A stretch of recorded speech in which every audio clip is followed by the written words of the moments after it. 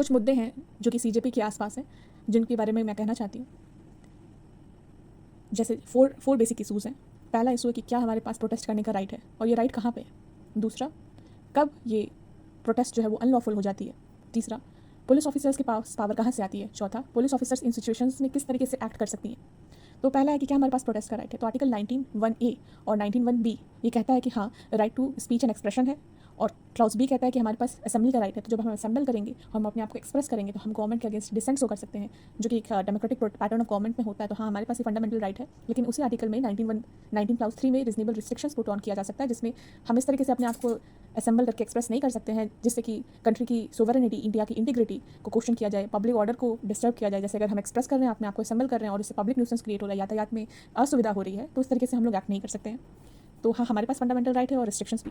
कभी assembly unlawful हो जाती है तो बीएनएस भारतीय न्याय संहिता में ये कहा गया है कि अगर उस असेंबली का कॉमन ऑब्जेक्ट किसी एक पर्टिकुलर कैटेगरी में फॉल करता है, जैसे कि क्रिमिनल फोर्स का यूज़ करना या कोई ऑफेंस कॉन्स्टिट्यूट करने का उद्देश्य है, अगर उनका उद्देश्य किसी तरीके से, जैसे ऑफेंस यहाँ पे हम कह सकते हैं कि अगर उनका उद्देश्य होता पुलिस ऑफिसर को मारना, उनको असॉल्ट करना, उन पर क्रिमिनल फोर्स यूज़ करना, तो ये असेंबली अनलॉफुल बन जाती। और अगर एग्जीक्यूटिव जो फंक्शंस है, जो लॉ का एग्जीक्यूशन, उसको ऑब्स्ट्रक्ट करना, उसको रिस्ट्रिक्ट करने का एम अगर है, तब भी ये असेंबली जो है वो अनलॉफुल हो जाती है। तो इस तरीके से अगर वो असेंबली, ऐसा भी हो सकता है कि स्टार्टिंग में वो असेंबली लॉफुल थी, बट बाद में चल के वो अनलॉफुल हो जाए, तो वो जो लोग उसमें पार्टिसिपेंट्स होंगे वो ऑफेंडर कहलाएंगे, क्योंकि उन्होंने ऑफेंस कॉन्स्टिट्यूट किया, कमिट किया।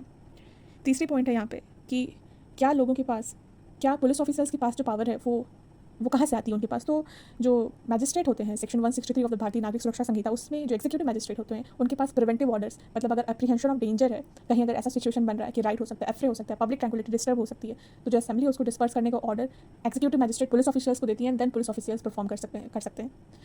तो और दिल्ली के पुलिस ऑफिसर्स ने कहा कि वो उन्होंने इस तरीके से एक्ट किया है। हालांकि ये बीएनएसएस जो है कहीं पे भी नहीं कहता है कि बिना नेम टैग के आप किसी के ऊपर फोर्स यूज़ कर सकते हैं, किसी को डिस्पर्स कर सकते हैं। इस तरह की बातें कहीं भी नहीं लिखी गई हैं बीएनएसएस में। बहरहाल, ये जो पावर है पुलिस ऑफिसर के पास, जो बेसिक मुद्दा है वो है कि वो किस तरीके से फोर्स यूज़ करती है, उनका क्या कोड ऑफ कंडक्ट है। क्योंकि भारतीय नागरिक सुरक्षा संहिता में कहीं भी ये नहीं लिखा गया कि उनको कैसे यूनिफॉर्म पहनना है। हालांकि लिखा गया उनको प्रॉपर यूनिफॉर्म पहन करके क्लियर इजी आइडेंटिफिकेशन के साथ जाना है और अरेस्ट करना है, बट ये कहीं भी नहीं लिखा गया कि उनको उस अरेस्ट के दौरान उनको अगर क्रिमिनल फोर्स, उनको अगर उस असेंबली को डिस्पर्स करना है तो उनको यूनिफॉर्म पहनना ज़रूरी है, या वो किस तरीके से एक्ट करेंगे। तो एक प्रॉपर कोड ऑफ कंडक्ट है जो कि मिनिस्ट्री ऑफ होम अफेयर्स के अंतर्गत आता है, और ये 1985 में बनाया गया था। उसका क्लाउज 4 जो है वो कहता है कि पुलिस ऑफिसर्स इन सिचुएशंस में कैसे एक्ट करेंगे, जिसमें 3 मेथड्स दिया गया है। जिसमें पहला मेथड है परसुएशन का। आप लोगों को परसुएट करोगे, लोगों से बात करोगे, उनको कन्विंस करोगे, उनको मनाओगे, मनोहार करोगे उनको कहोगे कि आप लॉ को जो है वो कंप्लाई करिए। दूसरी बात है उनको एडवाइस देना, उनको एक्सप्लेन करना कि अगर आप इस तरीके से एक्ट नहीं करते हो तो क्या लीगल कॉन्सिक्वेंस होगा। जो उन्होंने बड़े बड़े पोस्टर्स लगा करके उन्होंने डिस्प्ले किया था कि यहाँ पे 144 सीआरपीसी लागू है, 165 बीएनएसएस लागू है, अगर आप इसको कंप्लाई नहीं करते हो तो जो भी होगा कॉन्सिक्वेंसेस उसका हो सकता है। तो ये तरह का एडवाइस उन्होंने दिया था। वार्निंग करना, जब वो फोर्स यूज़ करते हैं फाइनली, उसके पहले उनको वार्निंग देना है, क्लियर वार्निंग देना है कि आपके अगेंस्ट फोर्स यूज़ हो सकता है। तो ये सारी चीज़ें जब फेल कर जाती हैं तब चौथी मेथड आती है, और वो है मिनिमम फोर्स का। ये सब कोड ऑफ कंडक्ट में लिखा हुआ है। उसमें कहा गया कि उतना ही फोर्स आप यूज़ करिएगा जितनी फोर्स की आवश्यकता है।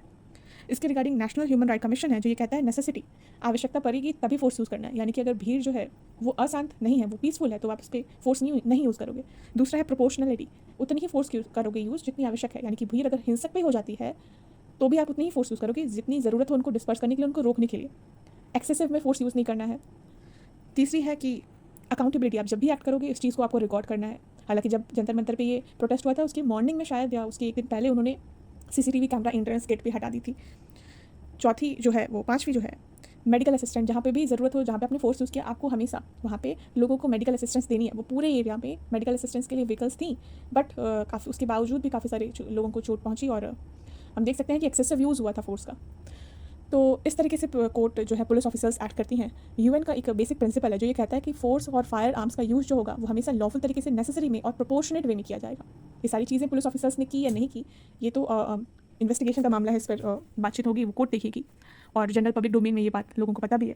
जो बेसिक केस है इसके रिगार्डिंग वो है 2011 का इंद्रे रामलीला मैदान इंसिडेंट, जहाँ पे लोग पीसफुली स्लीप कर रहे थे। राइट टू स्लीप के अंतर्गत भी आता है। राइट टू स्लीप एक बेसिक फंडामेंटल राइट है। वहाँ पर एक्सेसिव यूज़ ऑफ फोर्स हुआ था, ब्रिक्स थ्रो किए गए थे, टीयर गैस को यूज़ किया गया था। तब अनइक्विवोकली कोर्ट्स ने ये कहा था कि ये लिबर्टीज़ को जो है, ये लोगों की लिबर्टीज़ को कटेल करती है, उनको इन्वेस्ट करती है, इनको इन्वेट करती है, एब्यूज़ ऑफ पावर किया था। तो ये सारी बात कोर्ट ने कही थी। और एक और केस है जो कि मंसूर किसान शक्ति संगठन वर्सेज यूनियन ऑफ इंडिया का केस है, जहाँ पे फिर से कोर्ट ने रीआइटरेट किया गया कि जब भी ऑथोरिटीज़ पब्लिक में पीस को, पब्लिक ऑर्डर को मेंटेन करने के लिए एक्ट करती हैं, तो उस केस में जो उनका जो राइट है प्रोटेस्ट का वो ऑल टुगेदर खत्म नहीं हो जाता है।